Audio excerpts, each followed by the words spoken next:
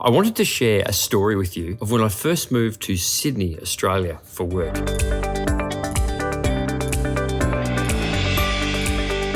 I'd just been promoted and I'd been given the task of managing a very, very large suburban branch in the western suburbs. Let's say it was in a slightly less salubrious part of town, but it was still fine. It was a really large branch, very, very busy. It had 30 staff, and trust me, we needed every single one of them. We had a huge number of customers wanting to come in and see us, and as I always used to say, that was a good thing. But I have to tell you, moving from suburban Adelaide to country Queensland, then to the western suburbs of Sydney, really quite different experiences. And on my first day at working at the big bank branch in Sydney, I had an experience I will never forget to this day. One of the young staff came up to me, her name was Nikki, and she said, Paul, we've got a problem. There's a guy outside hanging around the front. He's very scary. He's quite intimidating to a lot of our customers, and I think you'll need to call the police to move him on. Now, the thing to understand here is, although it was my first day on that job, it wasn't my first day at work, and it wasn't my first day of being a branch manager. I'd just never been to this particular branch before. So I said to Nikki, look, I'll tell you what, rather than bother the police, I'll just go at the front and I'll talk to this gentleman and see if I can move him on. And she's saying to me, I'm not so sure that's a good idea. And I said, look, it'll be fine. No worries. I've done this sort of thing before. So I walk out the front of the bank, and right at the front where all the ATMs are is this huge man and a bottle of whiskey in his hand, which he was drinking from, and he was singing, and he was staggering around out the front where all the ATMs were. And yes, he was quite an intimidating figure. So I approached him to see if I could move him on, and he just looked down at me and said, "What are you?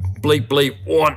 And as I looked up at him, I thought, I probably should call the police. And what I learned that day was there's always room to grow and there's room to learn. And just because something's worked for you in the past, it doesn't necessarily mean that method's going to work for you the next time. Every experience is different and unique. Now, I tell you this because business storytelling is exactly the same. Business storytelling is something that we at the Colin James Method swear by as one of the most effective means of communication. The ability to tell a story well in a business context can carry so much more influence than simple facts and data alone. Using stories as a vehicle for data makes the data more memorable, therefore more compelling, and therefore more likely to have influence over your audience. Now, here's the thing. When we tell a story, it can't be just like any story. We've probably all got that relative who maybe tells stories for a bit too long. Well, in the case of business, nobody has time for that. But can stories work at C-suite level? Absolutely. In fact, they're at their most effective there if done well. Now, when we teach business storytelling, people will often say, I don't know, once upon a time, is that really going to work? Well, there's a bit more to it than that. So just like my experience with the giant gentleman in the large branch in the western suburbs of Sydney, we need to open our mind to the idea that not every situation is the same. And if you don't have the skill of storytelling, acquiring it soon will help you dramatically in improving your communication. I'm going to give you 3 quick tips on what makes an effective business story. The first one is the story must have an event or an incident. Now, that's obvious, but the way we describe that event or incident is the key. We need to give just enough detail to make that event or incident come to life in the mind of the people or person listening to us, but not so much that people will get so bogged down in the detail they stop caring about what it is you have to say. The second thing is the story must have a point. So what was the point of this? Why was that told? And thirdly, the story must have a link to a business outcome. Now, if you think about my story of my first day at work for the big bank branch, there was a certain amount of detail there. We had Nikki who came and told me what was going on. I told you I'd started work there in the early 2000s, and I also mentioned the size and how we had 30 staff and it was very, very busy. And the suburb that we were in wasn't one of the richest suburbs in Sydney. We then talked about going out to the ATM lobby and being confronted by the gentleman, and he was very big, he was tall and quite intimidating in his demeanour and looks. Now, all of that was to help you build a picture in your mind. The point then of the story was that I thought I knew what I was doing because I'd been in what I thought were similar situations before, but realistically I hadn't been in this specific situation. And I needed to realise that every scenario is potentially unique, and Western Sydney is not like Northern Queensland or suburban Adelaide. And the link to a business outcome was, well, let's think about it. We need to be open to new ideas, new messages, and business storytelling is just like that. We need to be open to new ideas, new messages, new experiences, and not assume we know everything, as I assumed I knew how to handle the large gentleman with the swastika on his forehead. If you can tell stories in a business context using those 3 points, describe the incident well, have a point to the story, and then be able to link it to a key message or business outcome, you will find yourself being very effective in carrying influence in all your communication. People will just want to listen to you.